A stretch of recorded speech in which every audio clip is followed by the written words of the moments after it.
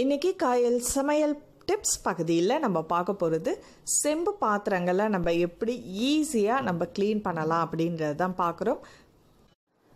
இப்போது நம்ம அதிகமாக யூஸ் பண்ணிகிட்டு இருக்கிறது செம்பு பாத்திரங்கள், அதாவது காப்பர் வெசல்ஸ் தான் நம்ம வாங்கி யூஸ் பண்ணுறோம். ஏன்னா உடம்புக்கு ரொம்ப நல்லது அப்படின்றதுனால அதை வாங்கிட்டு இருக்கோம். இப்போ வாங்கி வச்சு நம்ம ரெகுலராக யூஸ் பண்ணாலும் சரி, யூஸ் பண்ணாமல் விட்டாலும் அதோட ஒரு டிஸ்அட்வான்டேஜஸ் இந்த மாதிரி கலர் மாறிடும். அதே இது நம்ம ஒரு ½ வெயிட் பண்ணால் போதும், சூப்பராக நமக்கு பளிச்சுன்னு ஆகிடும். கையில் வச்சு அழுத்தி தேய்க்கணுன்ற அவசியமும் இல்லை. கெஸ்ட் யாரும் வராங்க அப்படின்னா நீங்கள் இந்த மெத்தடை ஃபாலோ பண்ணலாம். இப்போ நம்ம எந்த பாத்திரங்களில் நம்ம வாஷ் பண்ண போகிறோமோ அது முழுகக்கூடிய அளவுக்கு தண்ணி விடணும். ஒரு எலுமிச்சப்பழ சைஸ் அளவுக்கு, சின்ன எலுமிச்சப்பழ சைஸ் அளவுக்கு புளியை எடுத்து அதோடு சேர்த்துருங்க. கெஸ்டெல்லாம் வந்திருக்கும் போது நம்ம அழுத்தி தேய்ச்சிட்டு இருக்க டைம் இருக்காது. இதுவே நீங்கள் பண்ணிங்கன்னா ரொம்ப ஈஸியாகவும் குயிக்காகவும் நம்ம பண்ணிடலாம். செம்பு பாத்திரத்தை நம்ம எப்போதுமே க்ளீன் பண்ணுறதா இருந்தால் புளி, எலுமிச்சப்பழம் அந்த மாதிரி நம்ம செய்வோம். அதனால் அழுத்தி தேய்ச்சிக்கிட்டு இருக்கணும். ஸோ அதுக்கெல்லாம் நமக்கு இப்போ டைம் இல்லை, ரொம்ப அவசரமாக நம்ம க்ளீன் பண்ணணும் அப்படின்னா இந்த மெத்தடை நீங்கள் ஃபாலோ பண்ணிக்கலாம். ஸோ இது முழுகக்கூடிய அளவுக்கு மெயினாக தண்ணி எந்த அளவுக்கு நம்ம கப்போ டம்ளரோ போட்டிருக்கோமோ அது முழுகக்கூடிய அளவுக்கு அடுப்பில் வச்சு ஒரு 20 மினிட்ஸ் நல்லா அது பாயில் பண்ண விடுங்க. ஸோ எவ்ரி ஒரு 5 to 10 மினிட்ஸ்க்குள்ளே நீங்கள் அதை அப்படியே டேர்ன் பண்ணி விடுங்க. மெதுவாக கையில் சூடு படாத அளவுக்கு அதை திருப்பி விட்டிங்கன்னா எல்லா பக்கமும் ஈவனாக அது பாயில் ஆகிட்டுருக்கும். ஸோ பாருங்கள், இதை நம்ம கையில் வச்சு அழுத்தி தேய்க்கவும் இல்லை, இந்த புளியோட பட்ட உடனேயுமே அது அப்படியே கலர் சேஞ்ச் ஆகிட்டுருக்கு.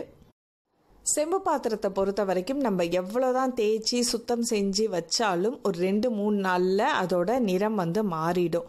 அதோட தரம் அப்படி தான் அது. ஸோ ஆனால் உடம்புக்கு ஆரோக்கியம்ன்றதுனால நம்ம அதை ரெகுலராக யூஸ் பண்ணிகிட்ருக்கிறோம்.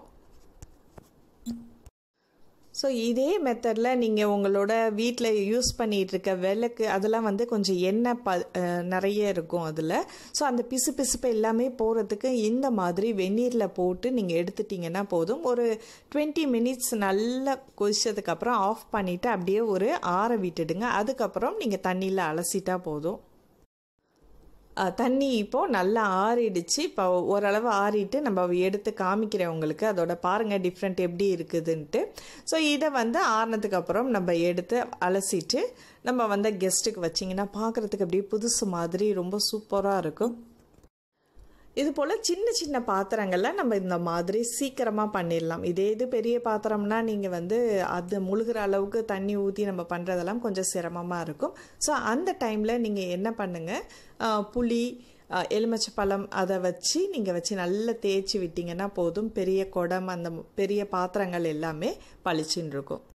ஸோ இது சிம்பிளான டிப்ஸில் ஒரு நமக்கு 20 மினிட்ஸில் அப்படி புதுசு போல் நல்ல பலன்ட்டு ரெடி ஆகிடுச்சு. இந்த டிப்ஸ் உங்களுக்கு நிச்சயமாக பயனுள்ளதாக இருக்கும் அப்படின்றதுல எந்த ஒரு சந்தேகமும் இல்லை.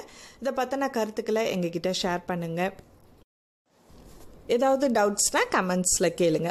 காயல் சமையல் பகுதி உங்களுக்கு பிடிச்சிருந்துச்சுன்னா சப்ஸ்கிரைப் பண்ணிவிட்டு உங்கள் நண்பர்களுக்கும் ஷேர் பண்ணுங்கள். அடுத்து ஒரு இன்ட்ரெஸ்டிங்கான வீடியோவில் சந்திப்போம். நன்றி.